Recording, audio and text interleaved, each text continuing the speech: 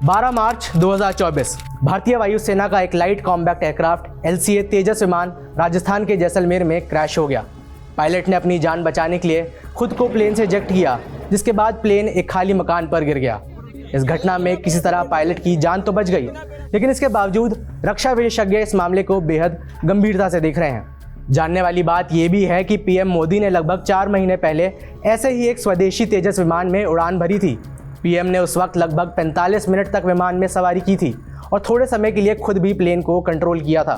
नमस्कार, मेरा नाम है वैभव, आप देख रहे हैं जी स्विच। 12 मार्च 2024 समय लगभग दोपहर के 2 बजे थे।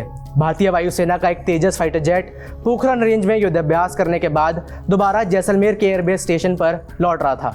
जिस वक्त हादसा हुआ उस वक्त PM मोदी पोखरण रेंज पर मौजूद थे, जो कि घटनास्थल से लगभग 100 किलोमीटर दूर है। PM मोदी यहां भारत शक्ति नाम के युद्धाभ्यास में हिस्सा लेने पहुंचे थे और PM मोदी के सामने इसी तरह के कई तेजस लड़ाकू विमान उड़ रहे थे। लेकिन इस एक तेजस विमान में खराबी आ गई।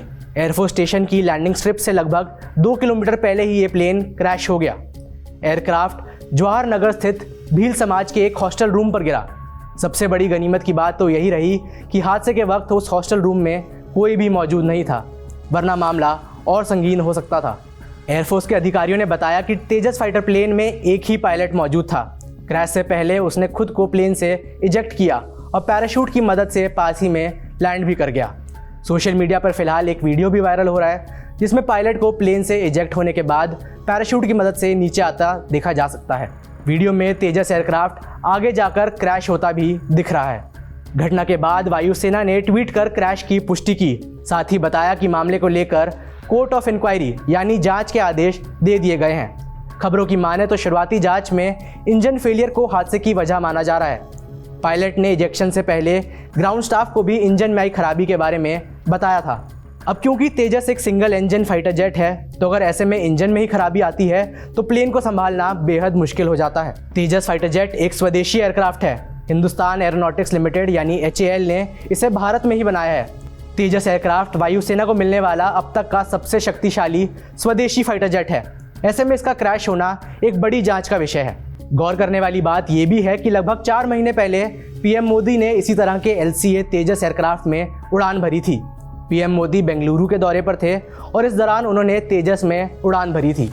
इस उड़ान का मकसद था विश्वास जगाना और पूरी दुनिया को ये दिखाना कि आत्मनिर्भर भारत एक हकीकत बन चुका है। आगे बढ़ते हैं, थोड़ी बात करते हैं तेजस लड़ाकू विमान के इतिहास और फिलहाल भारतीय वायुसेना के पास कितने तेजस एयरक्राफ्ट हैं इसकी। बता दें कि भारत में 1983 में लाइट कॉम्बैक्ट एयरक्राफ्ट प्रोजेक्ट की शुरुआत हुई थी। तेजस इसी प्रोजेक्ट का हिस्सा है। तेजस की पहली उड़ान 2001 में हुई थी और 2016 में पहली बार इसे वायुसेना में शामिल किया गया था। पिछले 8 सालों में तेजस भारतीय वायुसेना की ताकत को नई ऊंचाइयां देता आ रहा है।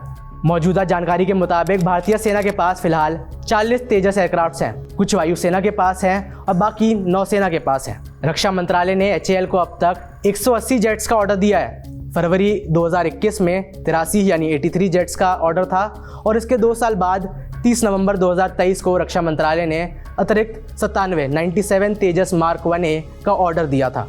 फरवरी 2025 तक सेना के बेड़े में टोटल 83 तेजस फाइटर जेट शामिल करने का टारगेट है। 2001 में तेजस ने पहली उड़ान भरी थी। वो दिन है और आज का दिन है। 23 साल में पहली बार है जब तेजस एयरक्राफ्ट हादसे का शिकार हुआ है। जैसलमेर में जिस जगह प्लेन क्रैश हुआ उस जगह को एयरफोर्स ने फिलहाल सील कर दिया है। मौके पर मौजूद अधिकारी विमान का ब्लैक बॉक्स ढूंढ रहे हैं। ब्लैक बॉक्स में पायलट की बातों की रिकॉर्डिंग होगी, साथ ही उन इंस्ट्रक्शंस की भी रिकॉर्डिंग होगी जो पायलट ने क्रैश से पहले विमान में फीड की होगी। माना जा रहा है कि ब्लैक बॉक्स मिलने के बाद कुछ अहम जानकारी सामने आ सकती है। मेरा नाम है वैभव, आप देख रहे हैं जी स्विच।